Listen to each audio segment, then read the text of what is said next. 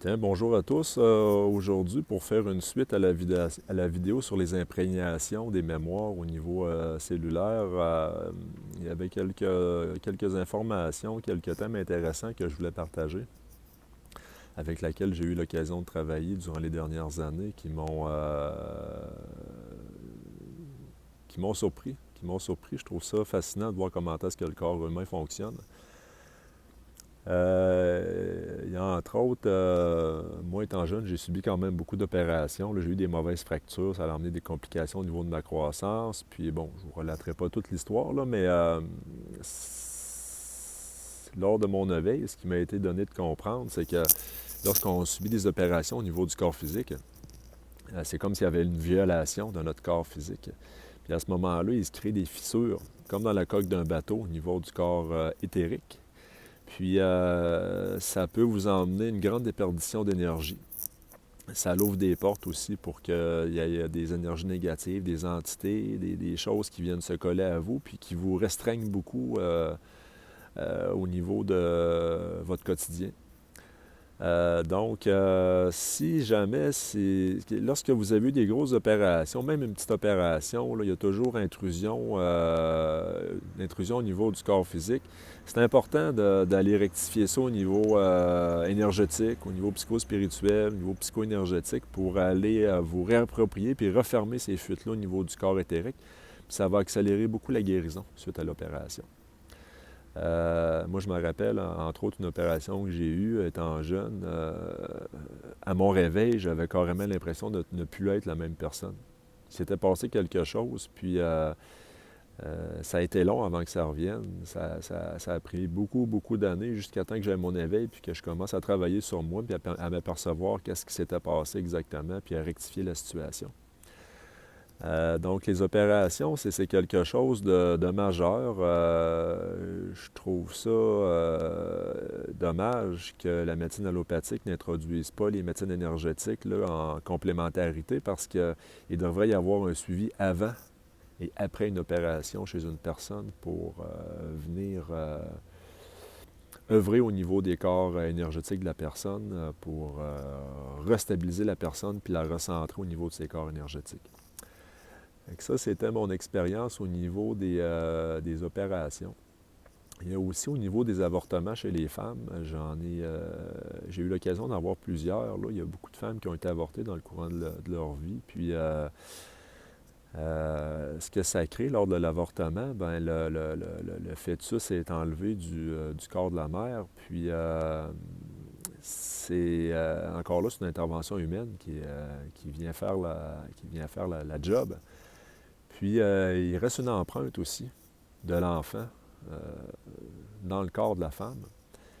Puis, il y a aussi une empreinte émotionnelle parce que la femme subit quand même un choc à ce moment-là, qu'on le veuille ou non. C'est pas facile pour une femme de passer à cette étape-là parce qu'elle doit vraiment se séparer d'un enfant qui a quand même pris vie dans son centre sacré, puis qui l'a quand même porté un certain temps, puis qui doit s'en départir de façon, je dirais, provoquée.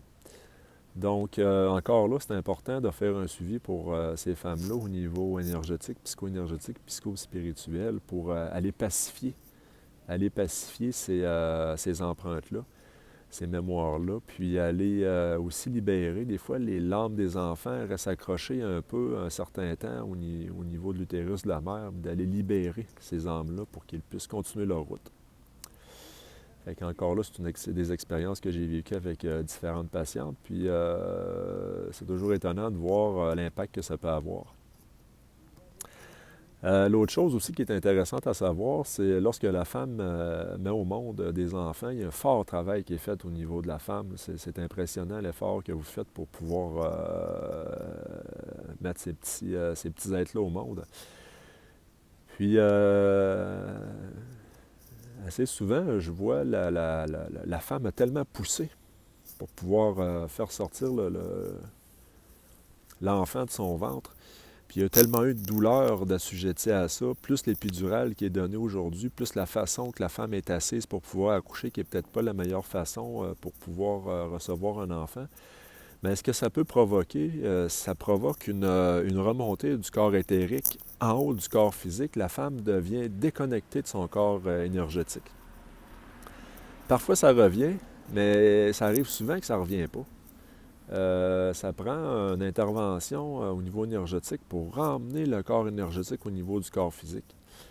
Puis dans notre société d'aujourd'hui, dans les sociétés des Premières Nations, ils savent qu'il faut que l'esprit de la femme soit connecté avec la Terre, mais dans notre société à nous, c'est une notion qui est totalement, qui passe totalement sous les radars. Mais tout au long de sa gestation, la femme devrait apprendre à se connecter avec la Terre. On appelle ça l'ancrage. Puis encore là, c'est la conscience qui passe à travers le corps, qui vient habiter le corps, puis qui va chercher le cœur de la terre-mère, puis qui va se connecter avec la terre-mère à l'aide du souffle. C'est ça qui permet l'ancrage du corps physique.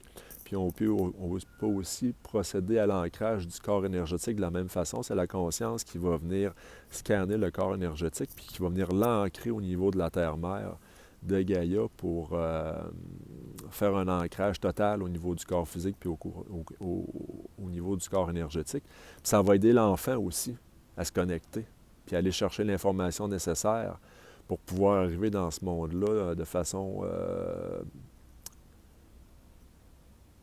plus présente. Il va s'habiter plus, cet enfant-là. Donc ça, c'est la petite histoire au niveau de ce que j'ai vécu au niveau, lorsque j'ai fait certains suivis avec des femmes qui étaient enceintes, qui avaient accouché. Il y a aussi les dons de sang. Les dons de sang, ça, c'est quelque chose qui me tracasse beaucoup. Parce que dans le corps physique, le sang, moi, je vais l'appeler un organe, là, même si ce n'est pas un organe comme le corps, au même titre que le cœur, ou les poumons, ou le rein, ou le foie, mais pour moi, c'est quand même un organe. C'est un des seuls organes qui est en contact avec la totalité du reste de votre corps physique parce que le sang se promène partout. Il touche à tout. Puis le sang transporte les plaquettes sanguines, puis transporte un paquet d'affaires, mais il transporte aussi les mémoires.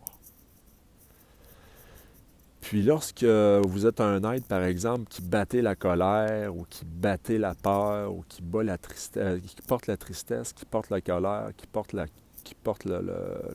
peur, le sang va toujours être ramené au cœur pour être pompé à nouveau, puis ramener une circulation. Ça n'arrête pas, cette histoire-là.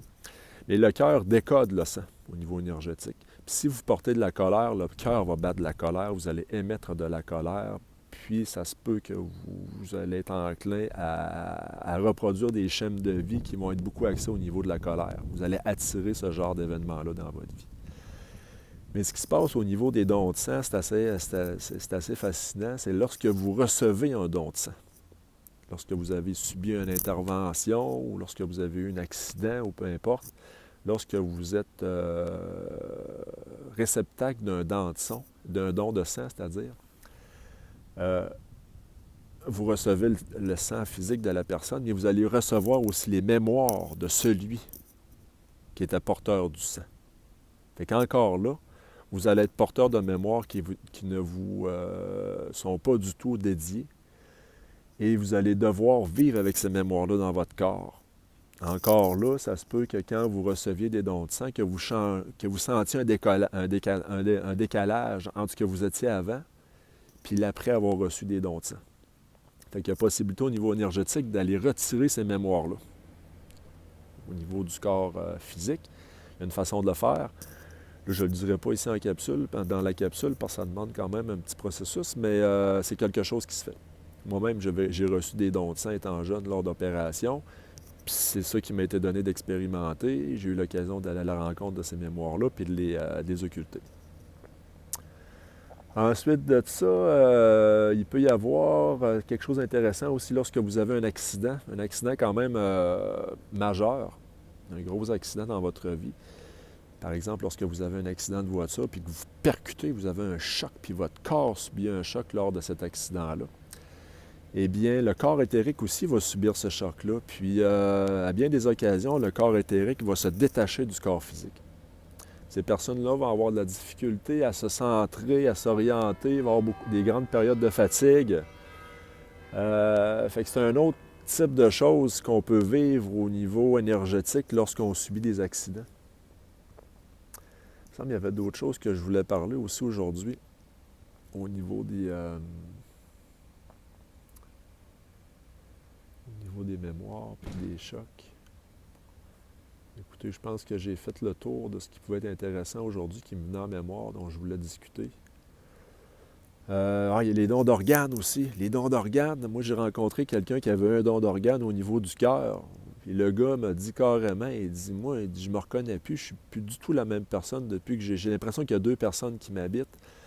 Bien, il a bien raison, le monsieur, parce que quand vous recevez des dons d'organes, si vous recevez un cœur ou un rein ou un foie ou je ne sais pas les autres organes qui se donnent, là, mais c'est certain que vous recevez les mémoires de la personne qui portait l'organe. C'est fascinant de voir ça aller. Là. Vous êtes carrément on vous introduit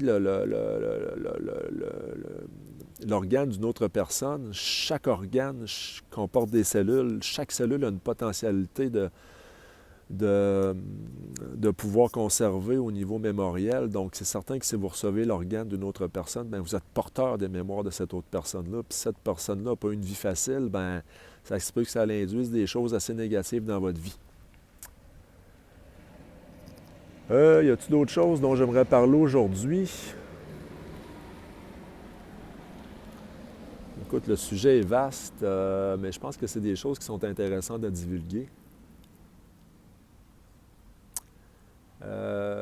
C'est ça. Fait qu'écoutez, si vous avez des questions, ben n'hésitez pas à m'appeler, à me rejoindre www.centrelepont.ca www.centrelepont.ca Guillaume Tardif, thérapeute en soins psycho-énergétiques. Ça me fait plaisir d'accompagner les gens au niveau de la veille des consciences, puis de les aider à se réapproprier un bien-être essentiel au niveau énergétique.